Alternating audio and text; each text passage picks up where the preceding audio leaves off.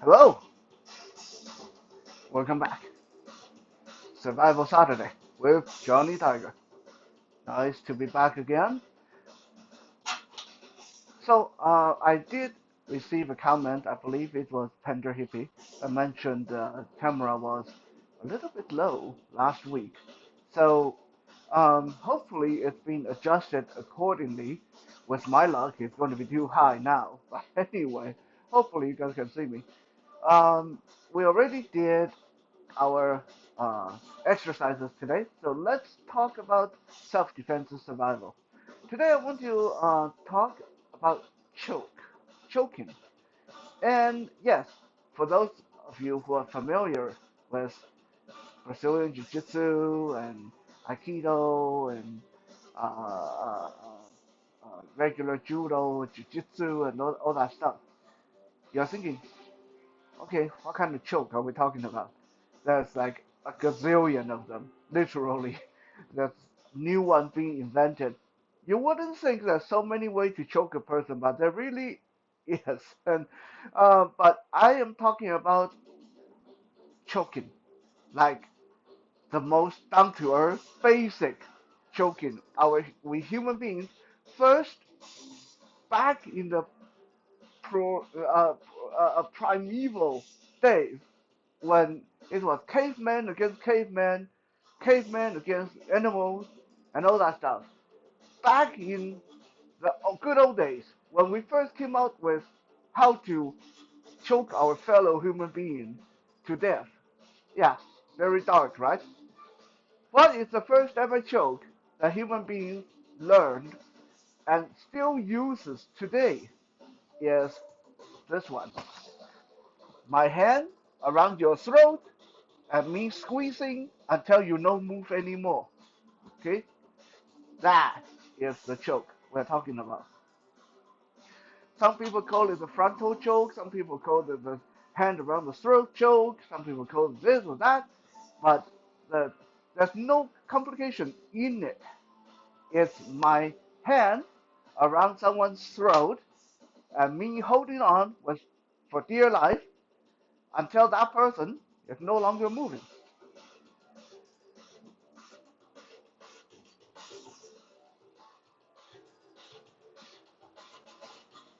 Now, almost every self-defense discipline teach some version of this. But you know what? The sad part is most people don't pay attention. And it's because when you do this in class, this looks really stupid. Are you ready? Okay, I'm going to choke you now. Do your thing. Oh, wow, nice move. Yeah, okay. That's usually what you see in class. But the real thing usually don't happen like that. A lot of time where I'm teaching this particular technique, and I myself have been guilty of that too. I will hear my students kind of snickering, usually a guys, usually a big, strong guys. They're back in the corner, they're snickering, they're laughing. Like, well, I don't know why I'm even learning this. No one's ever going to fight like this. No one ever chokes like this in a fight. No one's ever going to do that to me. I'm too big. There's no way. Okay? But take this into consideration. Number one, if you look at, if you really take a look at the forensic report of how most strangling deaths happen, about 85% of them happen this way. A person gets choked to death just by the other person's hand, right? Number two, I have personally tapped out, submitted many Brazilian Jiu-Jitsu guys, MMA guys, some of them high level, some of them really seasoned people. I have submitted them when they told me that we are not playing by MMA rule, which means I could go to my Krav Maga rule, which is basically no rule, as long as I don't put you in the hospital, anything goes. I have submitted a lot of those guys with this simple, my hand around your throat, and now I don't care what you do, I'm not going to let go until you tap out. Okay? So it doesn't matter. If no matter how big you are, there's always going to be someone bigger. And even someone of your same own size or slightly smaller, if that person is determined enough and just won't let go no matter what, then you're in trouble. This choke, make no mistake about it, is no joke. It is very deadly and serious.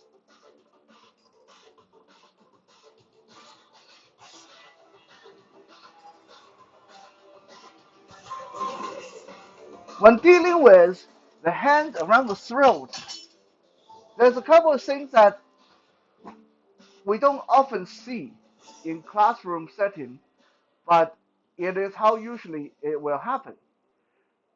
When you see people practice this in class, it's usually one person standing in the middle and the other person walk up to him and grab around the neck and then wait for him to do his move. Or the person is backed up against the wall and then the partner come in, grab the neck and then waiting for the move to happen and then let go, right? If you want to know what it's really like, what this can really like be in a real situation, lay down on the floor and let your partner choke you from that position. Or when you choke your partner, as long as they are okay with this, you grab them, twist them, slam them down to the floor, and keep on choking. Put your whole weight down until they tap out. Right? Next time, when you want to make this a little bit more realistic for people, again, assuming your partner is ready for this, you get some consensus going on that we're going to be realistic. Then when your partner is trying to do their technique, then you don't let go. You just bury your face in, you turn your hips so they can't hit you in the groin, and you just keep on choking, right? Put everything you have into it and see what they think after that. I guarantee you that it's a completely different learning experience and will humble a lot of people. Because when someone has their hand wrapped around your neck, it really doesn't take that much for things to start blacking out. Luckily, as far as attacks go, it is not a complicated attack, and it is not a complicated attack to break as long as you keep your mind on the three don'ts. What are the three don'ts?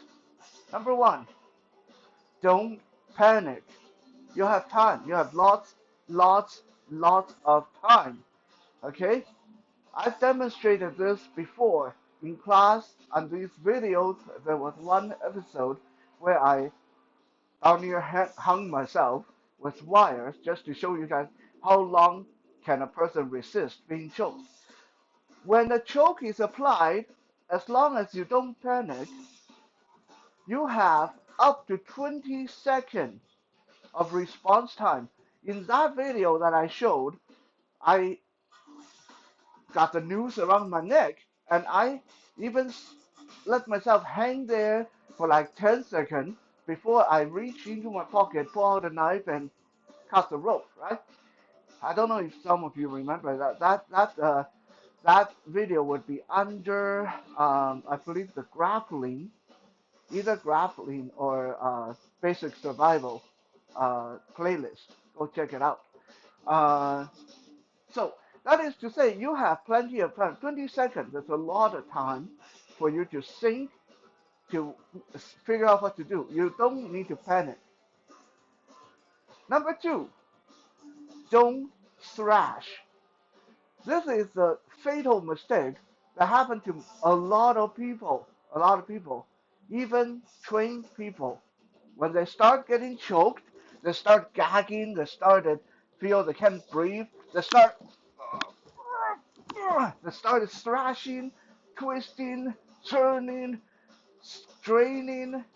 The more you do that, the quicker you're going to run out of oxygen, the quicker you're going to blank out, right? So don't thrash when you're being choked. Take 1 second, 2 seconds, figure out what you need to do.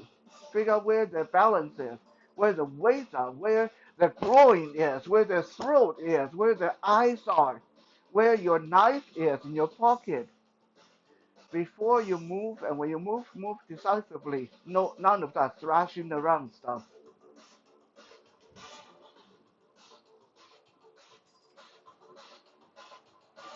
Number three, don't breathe through your mouth. If you focus on breathing through your nose, you will notice that no matter how hard the person is choking you, air actually can get into your lung as long as you breathe through your nose. It's the moment you open your mouth, a lot of people have this tendency to swallow, to try to swallow when they're being choked. And that's when they suddenly feel like, uh-oh, nothing's going down. I can't breathe. I can't inhale. I can't swallow. I'm gagging. I'm gagging. I'm dying. And they start panicking and thrashing.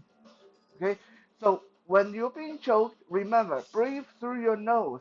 There's nothing going on to stop you breathing. You still can breathe as long as you breathe through your nose. So keeping the three don'ts in mind, don't panic, don't thrash, don't breathe through your mouth. We're going to look at a few simple ways to keep in mind how to break out of a choke with a hand around the neck. Assuming a person comes to choke you when you're standing, always remember, if he chokes with two hands, I do not want to deal with two hands. Uh, Assuming he's choking me, this guy's probably stronger or bigger. He's confident that he can do this. So me, one hand versus his one hand, he's going to win for the most part, right? So number one, a quick solution is I want to use both hands to deal with one of his hands, right? I want to choose either left or right, doesn't matter, right? I take my hand, surround his wrist, and push him out to the side. Now he only has one hand on my neck, and that does not make a choke, because then all I have to do is whip back the other way, and I'm free, right? Number two, and this is the skeleton key of almost every single situation when you are being choked with a hand around your neck, is lift up the upper arm, lift up the elbow. And you don't need to lift that hard either. It's not like you got to lift the person off the floor. Just apply the upward pressure. Yeah, just that upward pressure. Walk towards the person, lift the arm up. That will take all the pressure off of your neck, enough for you to move around behind them, run away, hit them, whatever. Right? So attack the hand with both of your hands, two hands versus one hand. That's number one. Lift up the upper arm and elbow. Walk towards them. Number two. These are two of the most simple solutions. Number three, if the person come and grab you and you just don't have time to react and they're already pushing you down to the floor, it's okay. It's okay. Let yourself fall because while you're falling, there is an instant where the grip will leave your neck or it's not very tight because the person's goal is going to be to follow you down, which means they have to worry about their balance. While they're worrying about their balance, they're not holding onto your neck very, very tight. So actually, this is how I get out of most uh, throat chokes when someone tries to grab my throat. Is when they come to grab me, I let them push me back and I fall down, move away, and come back up and go in on the attack. Right?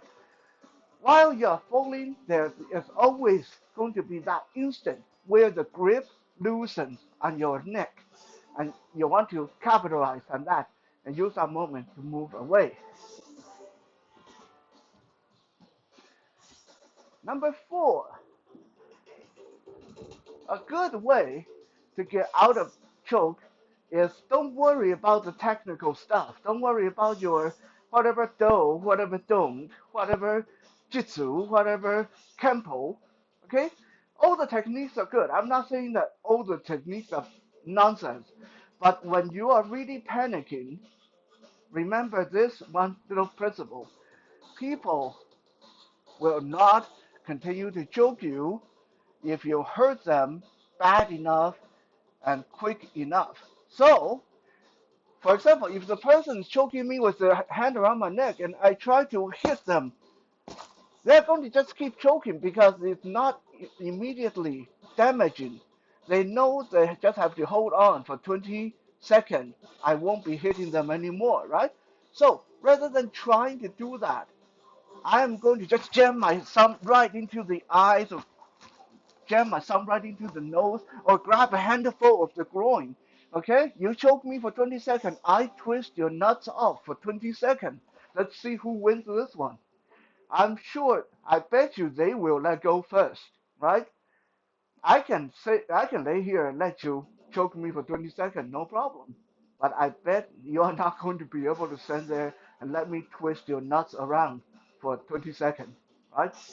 So you want to introduce a very immediate and very severe kind of pain compliance technique, whether it be nose, eyes, groin, okay, breaking the finger, something severe enough that you can do enough damage to them, introduce enough pain under that 20-second benchmark.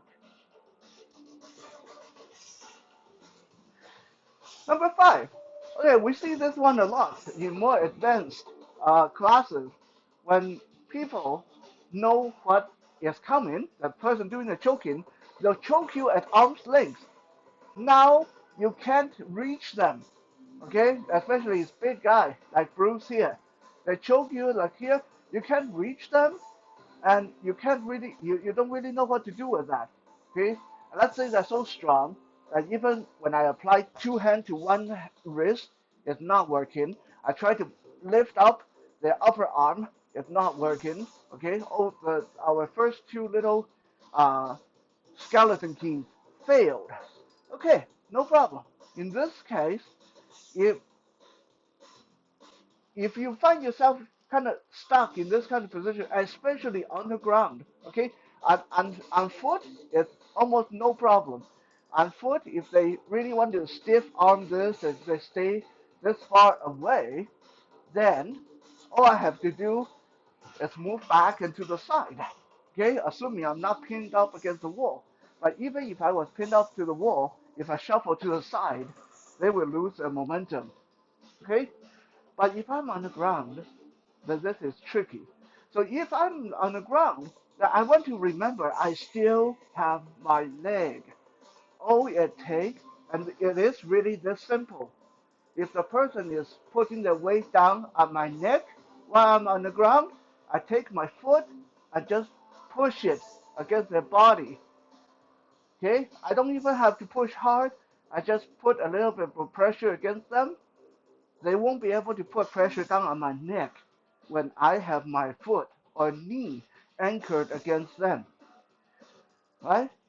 It's almost certain that my leg will be stronger than their arms, and it's almost certain that my leg will be longer than their arms. So do not forget that when you are stuck and the person is choking the living daylight out of you, use your leg to push them away, to anchor yourself, to anchor them so they can't put their body weight on your neck. Like I said, this has been uh, sort of the bread and butter of many self-defense classes, so we don't even need to dwell on this too much. But as long as you keep what I talked to you about today, the three don't panic, don't thrash, and don't breathe through your mouth, and you remember the little tips and tricks, two hands against one arm, or lift up the elbow, or anchor them with your leg, or attacking the very painful spot, or use a moment that you fall down to get out of that choke, then this shouldn't be a problem for you ever. At least I hope not. Thank you for checking out this Survival Saturday. We'll be back again tomorrow for some Soul Search Sunday. For now, have a good night.